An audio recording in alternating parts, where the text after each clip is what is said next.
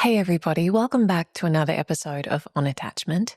In today's episode, we are talking all about self-abandonment, how and why we abandon ourselves in relationships. So this is a really big one, and it is at the heart of so many of our attachment patterns, particularly if you lean more towards anxious attachment in your relationships, as I know the vast majority of my listeners do.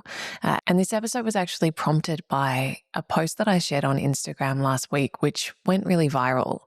And it was about self-abandonment. I might actually read it now so that everyone has the benefit of that. The post that I shared said, "I've never met someone who deeply fears abandonment who doesn't also regularly abandon themselves.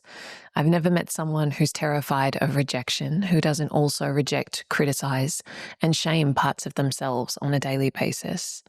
I've never met someone who constantly feels like an afterthought to others who is genuinely good at prioritizing themselves. I've never met someone desperate for reassurance who deeply trusts that they will have their own back no matter what. I've never met someone who struggles with boundaries in relationships, who holds clear and consistent boundaries with themselves.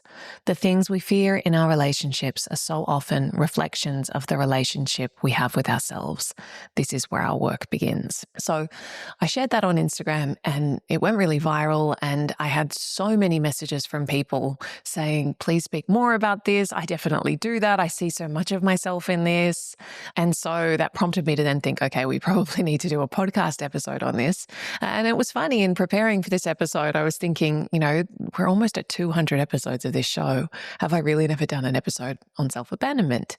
And it turns out I've never done an episode directly on self-abandonment, and yet I've done dozens of episodes on self-abandonment, because really self-abandonment is at the heart of so many of the expressions of anxious attachment that we talk about on this show all the time. Things like people pleasing, things like a lack of boundaries, things like a lack of self-trust, things like not speaking up for our needs, things like pretending to be fine when we're not, things like really overriding our non-negotiables or invalidating ourselves. These are all expressions of self-abandonment. These are all ways that we leave ourselves behind, that we trade authenticity and self-honoring for connection and holding on. So self-abandonment is not something to think of in isolation as its own little set of actions. It's really the underlying piece that drives so many of these outward expressions of anxious attachment that we know so well. And so in today's episode, I want to dig a little deeper into this, addressing head on this topic of self-abandonment, looking at not only how it expresses, but also why. And I think that that part is really, really crucial, because as always, my philosophy is not just to identify the things we don't like about our behaviors in relationships and then say, okay, I've got to stop being so anxious, or I've got to stop being so sensitive, or I've got to stop abandoning myself. Going to war with parts of ourselves like that, deciding that, those things are the problem, so we've just got to stop doing them, and then all of our struggles will dissolve and everything will be great. That tends not to be how it goes. What we really want to do is get curious around, okay, but why do I do this? How is this pattern protective for me? What is it trying to keep me safe from? What am I afraid would happen if I didn't do this? That level of inquiry is what really points us towards the deeper fears, the wounds, the negative beliefs that maybe require our attention. And it's only when we can get to the root and we can build safety and trust within ourselves, that's when those protective mechanisms and strategies can naturally ease and soften, rather than us trying to forcibly suppress them, which tends to have the opposite to our intended effect. So that's what we're going to be talking about today.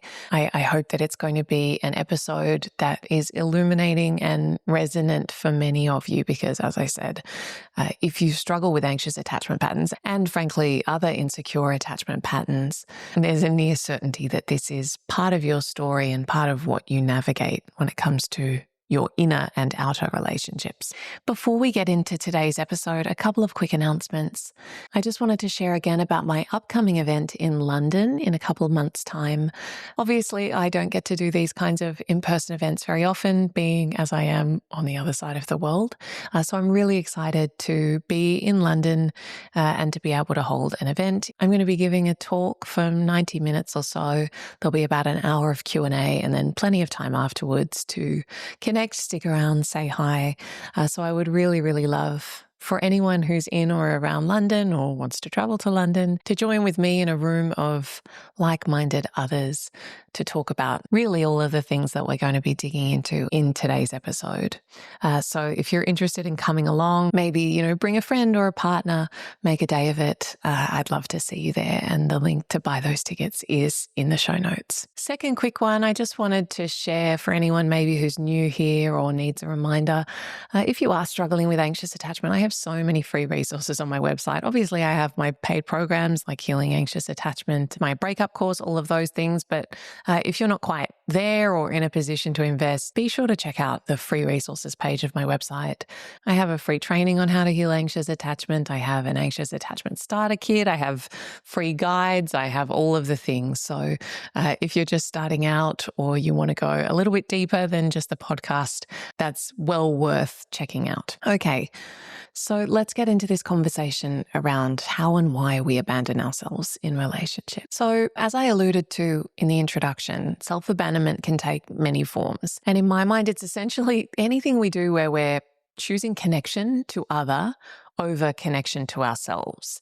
And that might sound a little abstract, but what I'm talking about is, biting our tongue to keep the peace, or not speaking up for fear that someone will become defensive or reject us, or pretending to be fine with something when really we're not fine with it, allowing certain behaviors that really feel uncomfortable for us, continuing in a connection that doesn't feel right because we're scared of letting go.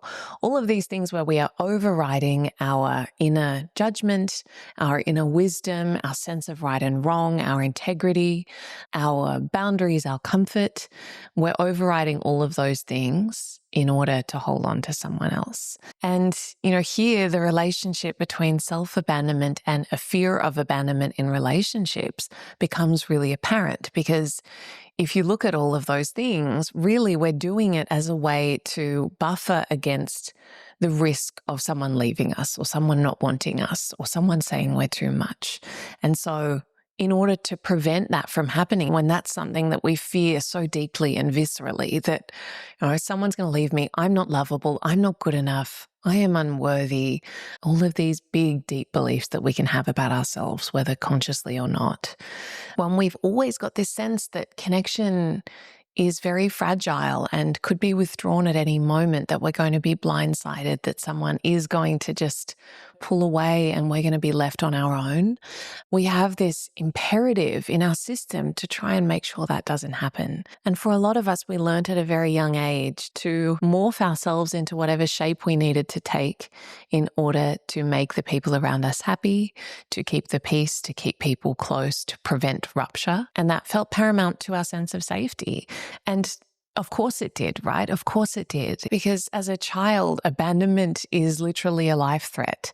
And so we are wired to do whatever we need to do to prevent that from happening. And to be very clear here, abandonment doesn't have to mean literal physical abandonment, being left out on the street as a child, but the sense of I'm alone in a frightening experience. I have no one that I can reach for or lean on or be protected by. That's a very, very frightening experience for a young person. And so if there was any sense of that, if there was any sense of not having the support you needed, not being able to rely on your caregivers or the other people around you to create a really consistent and reliable sense of safety for you, physical, emotional, all types of safety, that fear gets really deeply wired into your system. And naturally, you will go to great lengths to prevent that from happening, to prevent being left alone with your fear that feels too big to handle, right? And so while we can look at that in its early expressions and see that it makes absolutely perfect sense and is incredibly wise, behaviors, that we would adapt in that way, taking on people-pleasing behaviors or performing, achieving, peacemaking, being a conflict mediator, whatever role we might have taken in our family system. We can also see that carrying that through to our adult romantic relationships and maybe other relationships as well, friendships, family dynamics as an adult, we're still harboring this deep fear of being alone and being left and what that might mean about us. And that's still influencing the shapes that we take in our lives. And the key here is to really understand that while you may not have had other options when you first learned to do these things, when you first learned to abandon yourself in order to hold on to connection, whatever that looks like for you, as adults, we do have choices, and our job is to remind, to teach, to show our system that actually we're not back there anymore. We're in the here and now, and we are competent, capable, autonomous adults with agency, and we're no longer trapped in the past, because that's oftentimes what those fearful parts of us and those protective parts of us, that's where they're at, and that's what they're afraid of, and that's what they're trying to keep us safe from. So that's sort of the why we do this. It's broadly speaking that we've developed this imprint around being so afraid of abandonment by other people, because that feels so viscerally unsafe, that we do whatever we need to do. And oftentimes that takes the form of self-abandonment in order to hold on to the other person. If the other person is providing the life raft, is providing the sense of safety, then my needs, my desires, my boundaries, my opinions, my preferences, my comfort, all of that is secondary to my sense of safety. And so if I have come to associate safety in a life or death sense, again, we can rationally know that that's not the case, but our system doesn't make that distinction. So if safety equals being connected to someone else, then we will drop all of the other things in order to hold on to that. And that is ultimately the trade-off that so many of us are making when it comes to self-abandonment, is I would rather stay connected to you and disconnect from myself and my truth and my authenticity and my needs and my boundaries, because ultimately my sense of safety trumps all of those things. But of course, while we can have so much compassion for that, we can also see that it's really, really costly as a strategy to carry with us into our adult romantic relationships. It's a heavy burden because it very reliably chips away at our internal relationship, and it erodes any sense of self-trust, self-esteem, self-worth. All of these things get left behind every time we choose the other person, choose holding on instead of honoring ourselves. And it's one of those loops, one of those feedback cycles whereby anxiety and low self-worth breeds these patterns of self-abandonment. So it drives us to abandon ourselves. But also every time we abandon ourselves, it breeds more anxiety. It reinforces that sense of inner split and lack of integrity and self-doubt and all of those things that in turn makes us more likely to do it again, because we just don't have that safety within ourselves. And so we go and look for it in someone else. So all of that might sound like a lot, and it might even sound a bit defeating. Maybe you feel like, wow, this stuff runs really, really deep, and there are so many tentacles here. There are so many branches off the tree, and it infiltrates every area of my life. And where do I even begin here? Like, is this really something that I can change? And if that's kind of where you're at when you're listening to this, I want to emphasize that healing is absolutely possible, because healing from this is really the healing work of people with anxious attachment patterns. It's what I do every single day. It's what I've obviously experienced firsthand myself. It's what I teach in all my programs. And yes, it's big work, but it is work that can be done.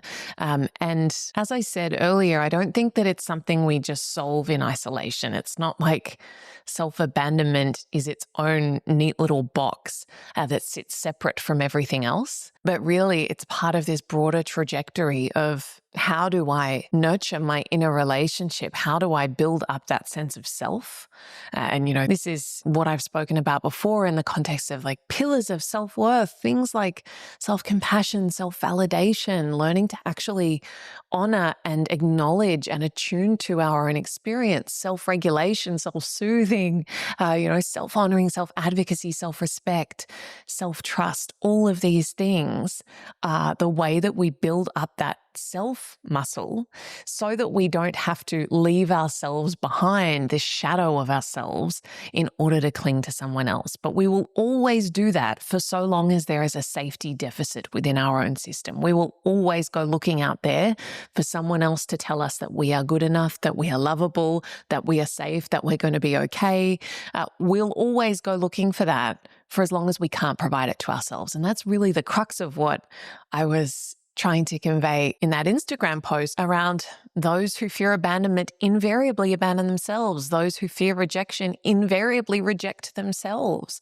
Those who have a really hard time with boundaries with other people tend to have really shocking boundaries with themselves. All of these things are a mirror of our inner relationship. And so if we want to transform our outer relationships, we have to start with ourselves. We have to start by building self-trust, by building self-worth, by honoring ourselves, respecting ourselves, really learning to live from a place of integrity and inner alignment. Because until we do that, we're always going to be looking to fill a void. And the trade-off of I'm just looking for something to make me feel temporarily better because I don't know how to deeply nourish my own system. I don't know how to tell myself that it's going to be okay and I'm going to have my own back no matter what. When we don't have that sort of trusting relationship with ourselves, then we will always look for it out there. And that leaves us really vulnerable to over-reliance on relationships to provide us with a sense of identity, a sense of purpose, a sense of meaning, a sense of safety. And of course, when we're over-indexed on relationships, then we tend to look past all of the red flags, all of the mistreatment, all of the boundary violations, all of the breaches of trust, these things that we know aren't right, that make us feel sick and anxious and unsure of ourselves and all of those things. But we don't have a sturdy base to come home to within ourselves. And so we hold on to the driftwood of our maybe not so aligned relationships to provide something, because that something is better than the nothing that we feel when it comes to our relationship with ourselves. Again, I know that that can feel like a lot to take in, and maybe there's overwhelm or guilt or shame. But again, know that all of this makes so much sense. I have been there. I've had to do this work myself. I have walked with thousands of people who've done this work. And it is actually a really beautiful process of coming home to yourself. And I've said this many times before, but I'll say it again. Building a really deep, nourishing, supportive relationship within yourself is really, to me, the definition of resilience and freedom, because we stop being so afraid of life, right? We stop having to work overtime tirelessly to try and prevent and predict anything bad from ever happening, because we stop being so afraid of our own feelings. And we know that we're going to hold ourselves through whatever happens and whatever life brings. And we trust ourselves to be a really reliable and safe companion through the ups and downs. And that, to me, is incredibly liberating. It is incredibly comforting. And I really want that for you. Okay, guys, I'm going to leave it there. Obviously, I could just keep yapping on about this all day, but I won't. I really hope that this has been helpful. Again, I know that I've already said this, but this is really the kernel at the heart of so much of what I teach. So if you want to go deeper, be sure to check out some of those free resources, or my Healing Anxious Attachment course is obviously there as well if you really want to dive in. Otherwise, thank you so much for joining me. Thank you for your ongoing support. I'm so grateful to all of you, and I look forward to seeing you again next week.